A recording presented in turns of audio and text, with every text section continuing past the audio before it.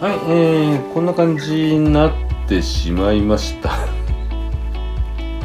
でこれをね、グレーにしていくんですよ。まあこの上にねこうグレーを塗っていくことで、若干そのグレーに濃淡が出ると、それだけのことでございます。でグレーは、この300汚ねえな307番と308番クレオスのね、こちらで、上下塗り分けていくって感じですね。やはり、細拭きでねパネルを1枚ずつ塗っていくような感じになっていくんですよ。あまりこのさっき入れたこの黒い線ね、これを幅広で残したくないので、この枠内を塗ってそのパネルラインギリギリまで持っていくと。でパネルライン近くっていうのは割と塗り重ねる形におのずとなっちゃうんですよね。だからそんなにこの黒い部分での幅広くは残らない。ただうっすらは出ますけどね、あんまり極端には残さないです。先に白い方、薄い方、下の色でね境界描いちゃって、で攻めていきますか。もうこの塗装図を見ながらその境界になる部分をまず線引きをします。線引きといってもここは上下分かれるからね。でここは黒だから線引きはここだけだな。ここだけですね。塗料2に対して薄め液8ぐらいだと思うんですけど、これはAMK のトムキャットを作った時にこさえた色です。でエアーツはめっちゃ黒くしますね。近づけて塗るんでブバーッと広がっちゃいますからね、塗料が。だからエアーツは低く設定します。だいたい 0.3 ぐらいかな。 0.3 じゃない 0.03 メガパスカル。こんな感じの細い線ですよ。これで面を塗っていく。で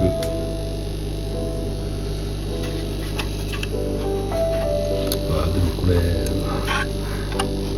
線を引いてわかるかなわかるかな。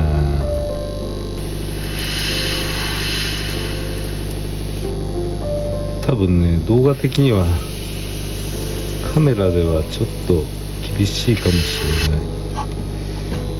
下塗りがねグレーなんでほとんど見えないですね。赤鉛筆で線を描いとく。赤鉛筆は染み上がりがないので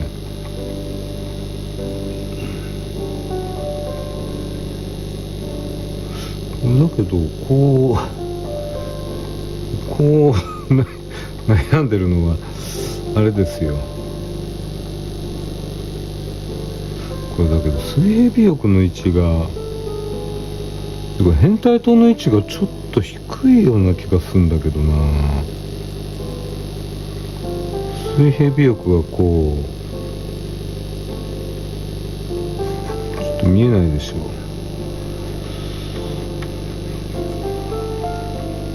こんな感じの塗り分けですね。今赤鉛筆で描いたのこんな感じ。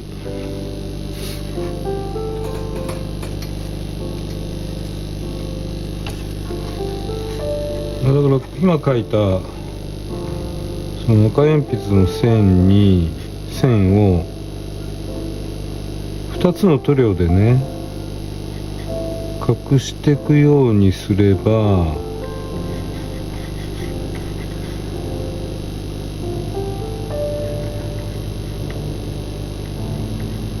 いいわけですよ。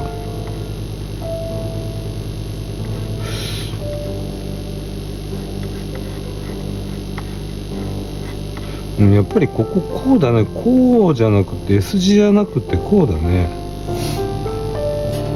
ではね、マスキングなしでこの境界の部分をね、細い塗り分けにしたいんですよ。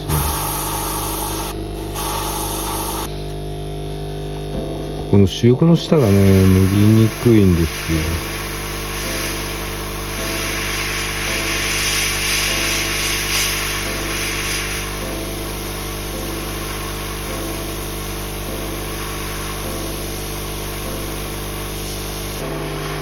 この主翼の下近辺はちょっとうまくいかないかもし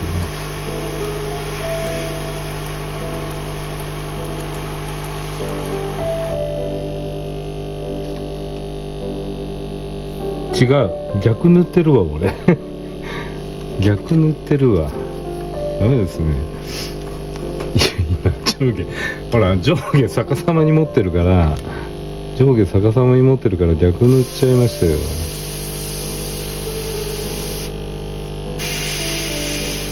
何やってんだろうね。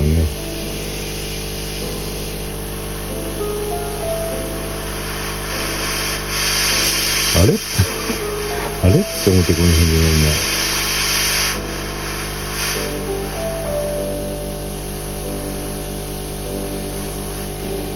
な。まあ塗り重ねちゃえばいいだけですから。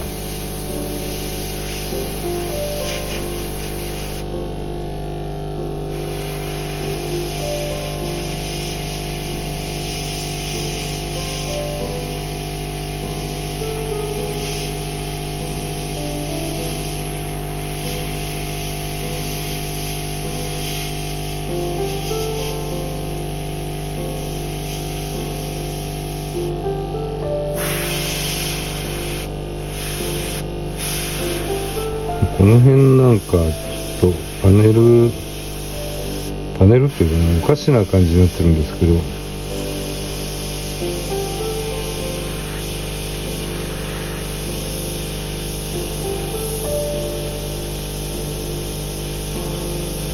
出っ張ってるけどね。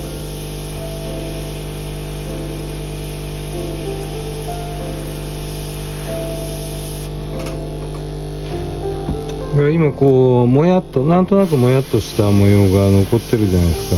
それをどの程度残すかの調整だと思うんですよ。で乾くとねまた黒っぽく見えてくるんで、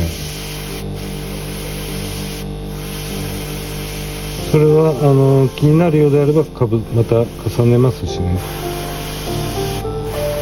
それから塗り重ねますし、なのでこっからが長いですね。ここまでは今回早かったんですけど、こっから先は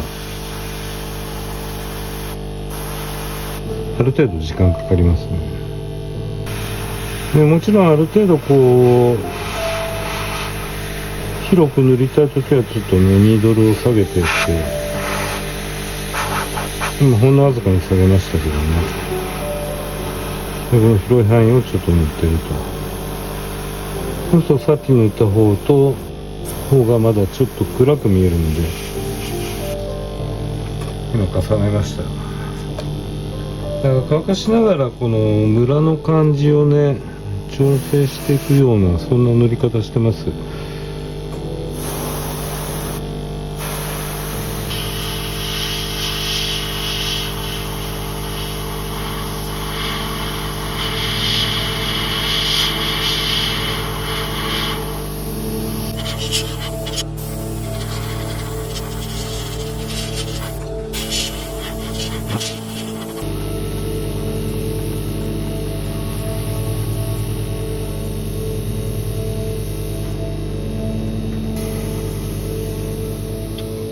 塗り分けのとこですね。フリーハンドでいっちゃいます。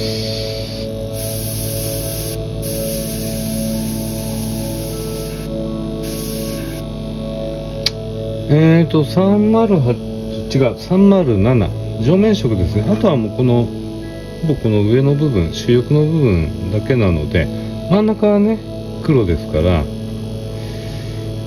上面色塗るんですけど、色はグレオスのミスターカラーの307番で本当はね、この仮面色もこう形を作っとかないといけないですけど、ミスりました。なので修正しながらなると思うんで、308のエアブラシも横に置いてあります。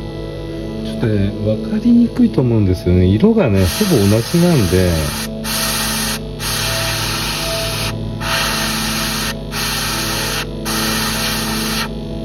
まあ、当然今上の色と下の色と重なっちゃってるとこは、下塗りはもう完全に遅れちゃいますから、フリーハンドだとこんなもんです。フリーハンド見えないか、こんなもんね。であとは下と同じ、違う、そうだね、下と同じような塗り方でちょっとずつ黒を消していくような感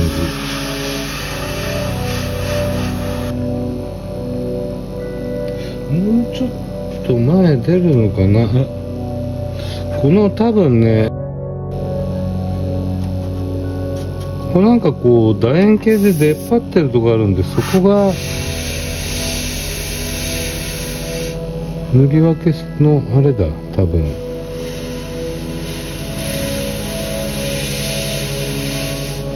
うわ塗りにくいな。こういう時ね、この塗料を入れるカップが一体式のちっちゃいのあるじゃないですか。もう何 cc も入らないようなやつ。あれだとねカップ当たらなくてね便利なんですけどね。じゃあ上面の方もね同じような感じに塗りつぶしていきますよ。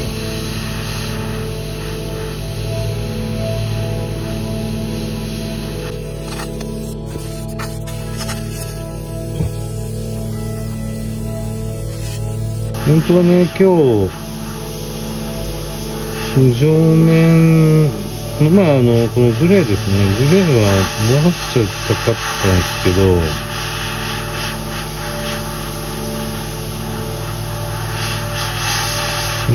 朝気がついたら塗料がなかったという、取り急いで注文して今日届いたんですけど、その間に映画を2本4時間以上ですか、4時間以上時間無駄にしてるからね。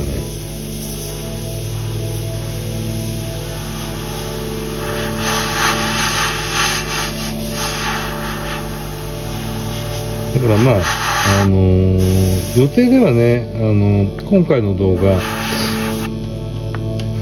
この黒のここまで色全部終わらせちゃいたいので、ちょっと動画を見るの忘れちゃう。とりあえずこのグレーの上面のグレーですから、ここ色違うね、上面のグレー塗っちゃいますね。ではまた後ほど。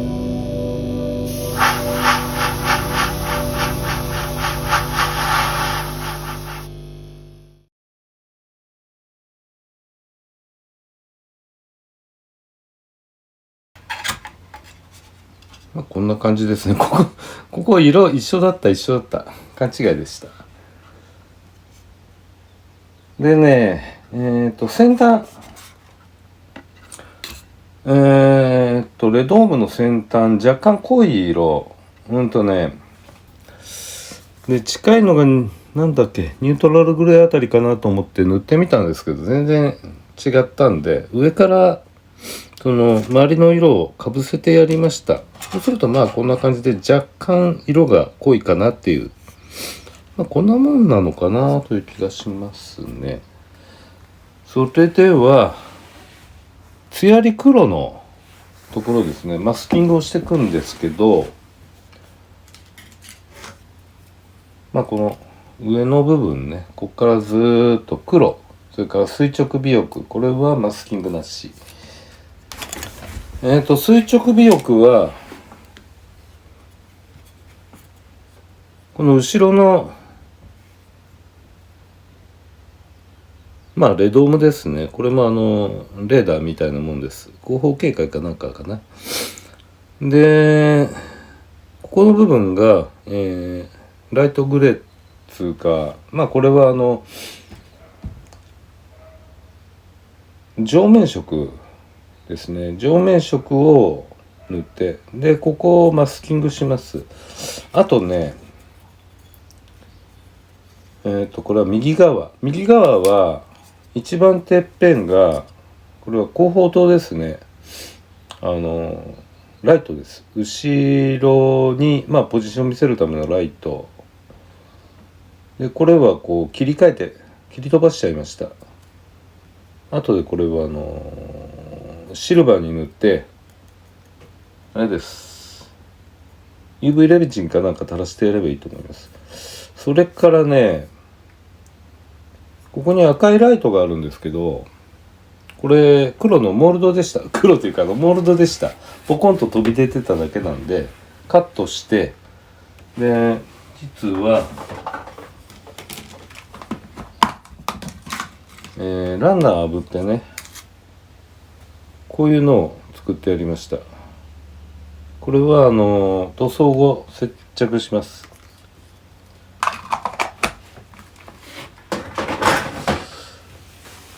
黒の前にね、ライトブルーを塗らなきゃいけない。とりあえず黒のマスキングでやって、ライトブルーを塗って、その上から黒ですね。こんな感じですね。だからこのライトブルー近辺をガーッと帯で塗ってやって、それをマスクして、で、黒ですか。だからいずれ黒のマスキングは今やんなきゃダメ。そんなに極端にくるんと回ってるとこはないと思うので、これぐらいの幅かな。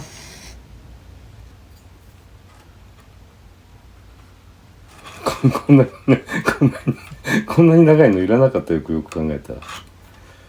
ストレーキ当たるとこで止まるわ、一回。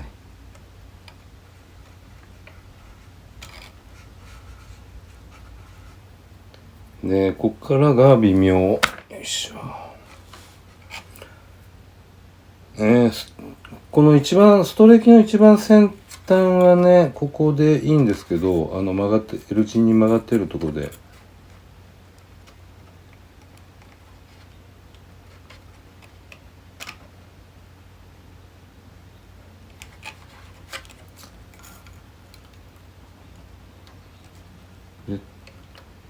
L 字じゃなくなるところあたりからちょっと上に上がっていく。そうですね、これ以上上げちゃうとおかしくなっちゃうね。でこの後ろでこの辺も取ればいいんだよ。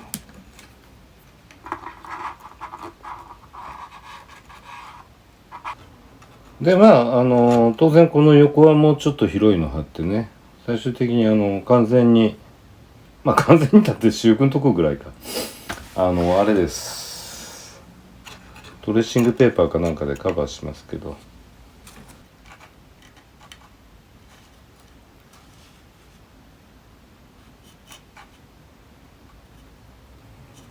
こにできるシワをね、なるだけ分散させたいんですよ。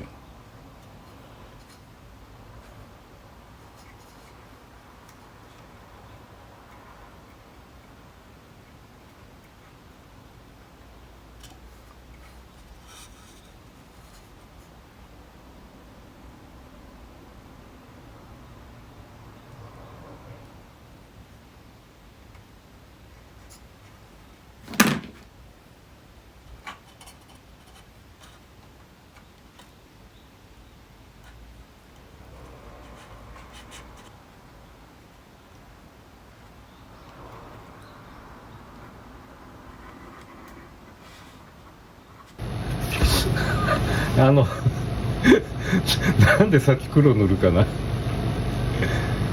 しょうがないんで、黒の上から水色の下の、まあどっちみちこのグレーはね間に塗らなきゃいけないかったんで、黒サフでしたからね。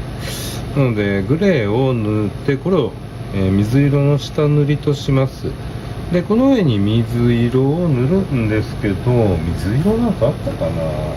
ライトブルーですよね。じゃあライトブルーで塗ります。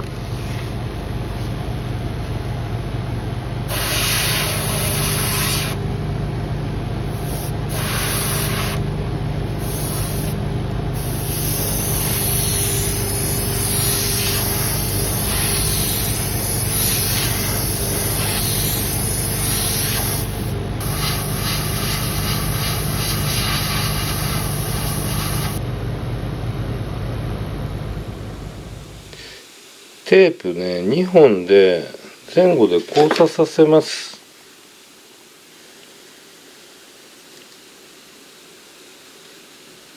交差させるのいいけど、まっすぐ切らないとダメだね。まっすぐ切れるかな。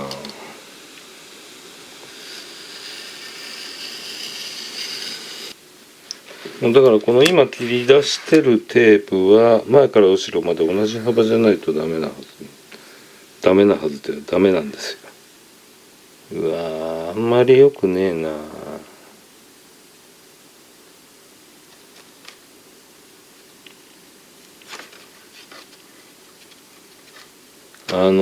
マットが古いからマットが崩れてきてんだよね。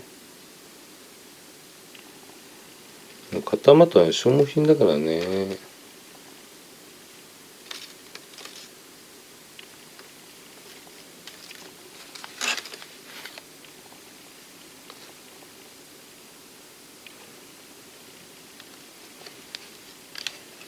変な風にねテープが浮いててもダメですからね。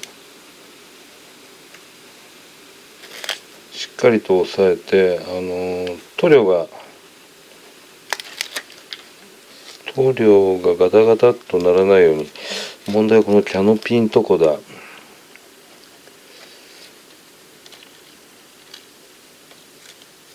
なんでこんなに浮いちゃった？多分ねここは合わないと思うな。一回付け替えるか。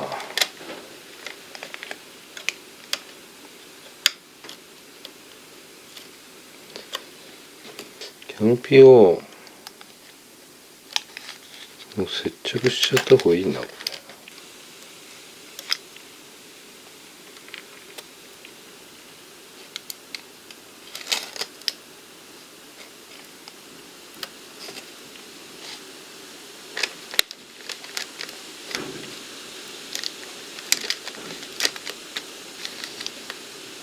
ということで HUD ちょっとホログラムフィルム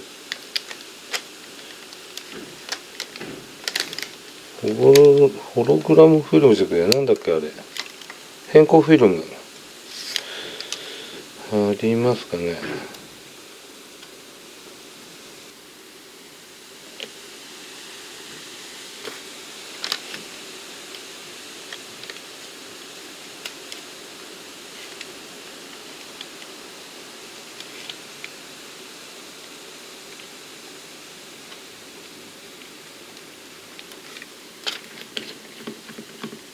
そんなに愛は良くないですね。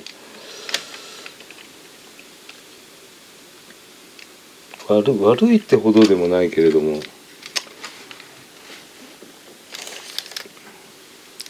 ただ今一番その線が目立つところは黒く塗るんで、そこは分かんなくなると思います。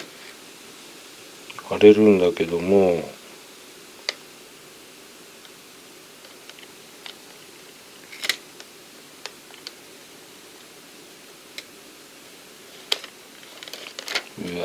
ちょうどねこの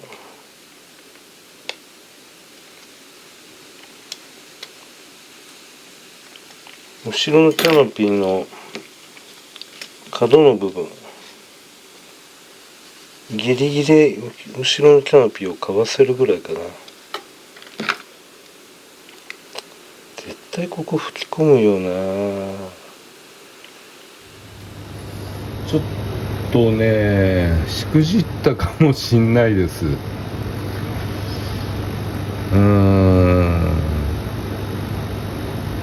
砂吹き、ここもか。ここはいいんだ。砂吹きするのはそれだから、もしかしたら黒が流れ込んでるかもしれないのと、ここ黒飛ばしちゃった。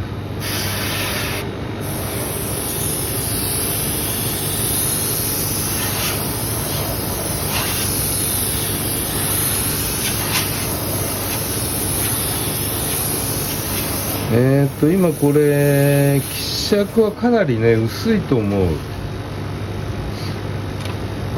調整してたんでどんなもの薄くなったかわかんないです。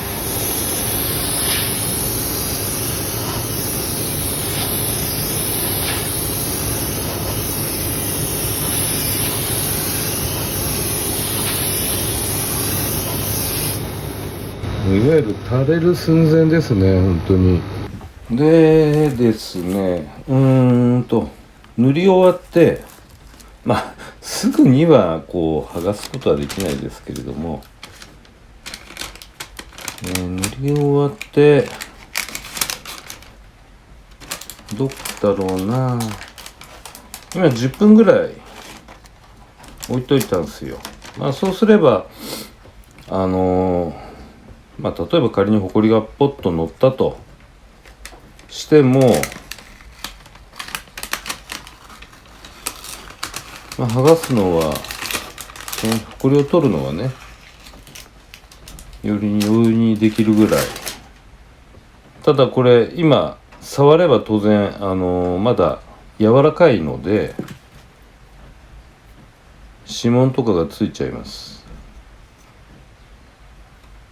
それぐらいの状態でテープは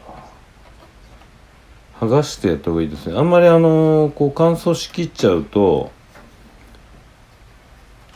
パキパキ塗料がねパキパキなんで、マスキングと塗装面のところのねこうブリーチっていうか乗っかっている塗料がパキパキになっちゃうと、そこで変に割れちゃうんでね、このまだ塗料が柔らかい状態でマスキングは剥がした方がいいですね。よいしょ。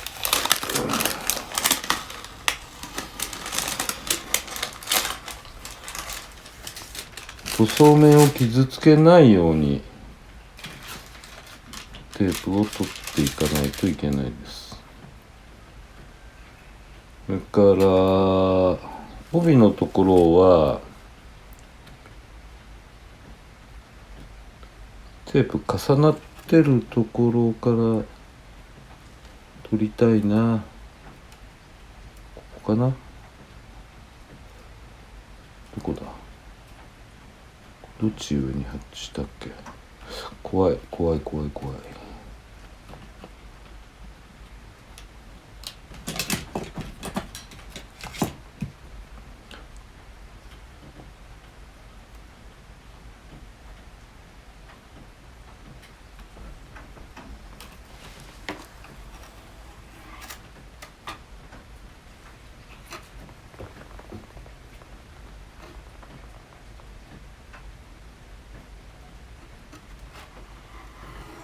やっぱり後ろでね塗料漏れてるわ。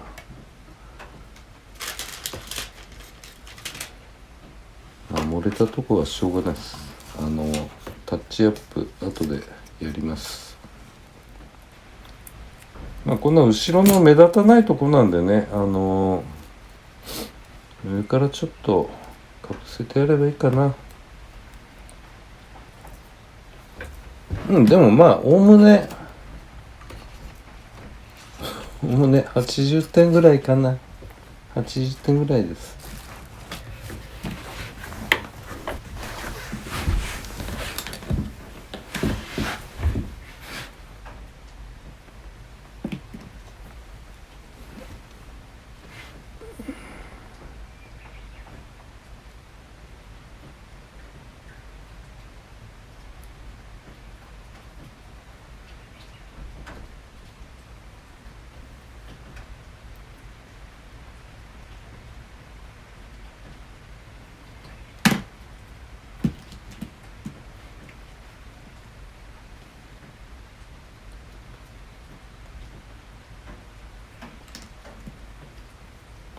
どうしてもねパネルラインとかリベットとか凹凸があるところに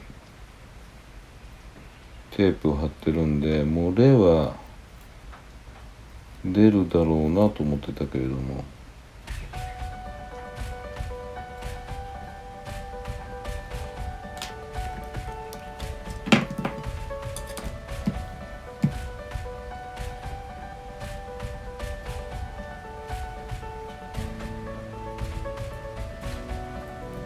ちょっと漏れてますねやっぱり。